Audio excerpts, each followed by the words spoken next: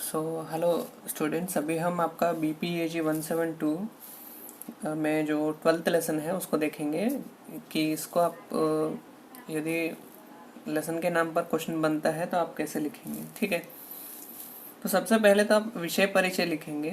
विषय परिचय में जो टॉपिक्स हैं आपके लेसन के, उसमें जो टॉपिक्स आपको लगते हैं कि ये थोड़े इम्पोर्टेंट नहीं हैं या आपको ऐसा लगता है कि इनसे थोड़ा जो है हमको इंट्रोडक्शन दिया जा रहा है, वो सभी टॉपिक्स आप विषय परिचय में लिख सकते हैं।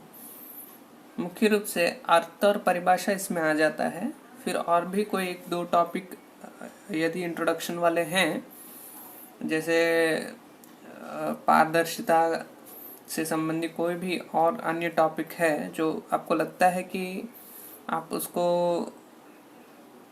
इंट्रोडक्शन में लिख सकते हैं, तो इसमें आप वो पॉइंट लगा दीजिए। ठीक है, उसका फिर पैराग्राफ बना के लिख दीजिए।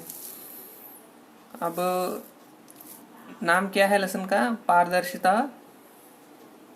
और जवाबदेही। तो इसका मीनिंग क्या होता है कि किसी भी व्यक्ति संगठन का एक दायित्व है कि वह अपने जो गतिविधियां हैं यानी कि एक्टिविटीज़ का हिसाब रखे, उसकी जिम्मेदारी स्वीकार करे और पारदर्शी तरीके से परिणामों का खुलासा करे। यह पारदर्शिता और जवाबदेही कहलाती है। ठीक है, यह है इसका अर्थ या परिभाषा। ठीक है, तो बहुत सारे परिभाषाएं दी गई हैं बहुत सारे लेसन्स में, सभी को लिखने की आवश्यकता नहीं पड़ती है, खाली एक या दो लिख सकते हैं, बस चलता है उसमें। ठीक है, अब यहाँ पे मैंने कोई और टॉपिक नहीं लिया है विषय परिचय में, क्योंकि वहाँ पर मुझे कोई ऐसा टॉपिक और नहीं मिला जिसको मैं इसमें ले सकूं। अब जो ये विषय विश्लेषण होता है, ये दूसरा पार्ट होता है आपके आंसर का। आप किसी भी क्वेश्चन का आंसर जो है 3 पार्ट्स में ऐसे लिख सकते हैं। ठीक है, विषय विश्लेषण में क्या होता है कि जो भी क्वेश्चन पूछा जाता है उससे रिलेटेड जो आंसर होता है उसको हम यहाँ पे लिखते हैं, इसको विषय विश्लेषण कहते हैं। ठीक है, तो इसमें देखिए, जो आपको आपका जो लेसन है उसमें दो ही ऐसे इम्पोर्टेंट पॉइंट्स मुझे मिले हैं। एक है जवाबदेही और पारदर्शिता को प्रभावित करने वाले कारक। ठीक है, ये प्रभावित करने वाले कारक हैं। जैसे मान लीजिए एक एजुकेशनल ऑफिसर है। ठीक है, अब जो एजुकेशनल ऑफिसर है उसको पता चला है कि किसी स्कूल में जो भोजन दिया जाने वाला था बच्चों को, उसको शिक्षकों ने ही खा लिया, मतलब बच्चों को नहीं दिया गया।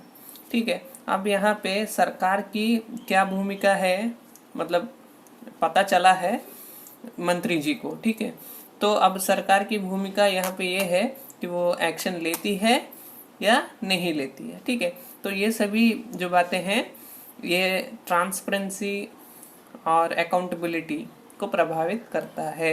यदि एक्शन लिया जाता है तो जवाबदेही बनती है ऑफिसर की, या विवरण मांगा जाता है तो ट्रांसपेरेंसी बढ़ता है, नहीं तो नहीं बढ़ता है। ठीक है, तो सरकार की भूमिका है, कानून की भूमिका है। अब मीडिया में रिपोर्ट आ रहा है तो कोई मान लीजिए कोई कोर्ट है, ह्यूमन राइट्स कमीशन है। ठीक है, ये यदि अपने से ही केस बना के लेते हैं तो इसका पालन हो सकता है। तो कानून की भूमिका है ट्रांसपेरेंसी को सुनिश्चित करने के लिए।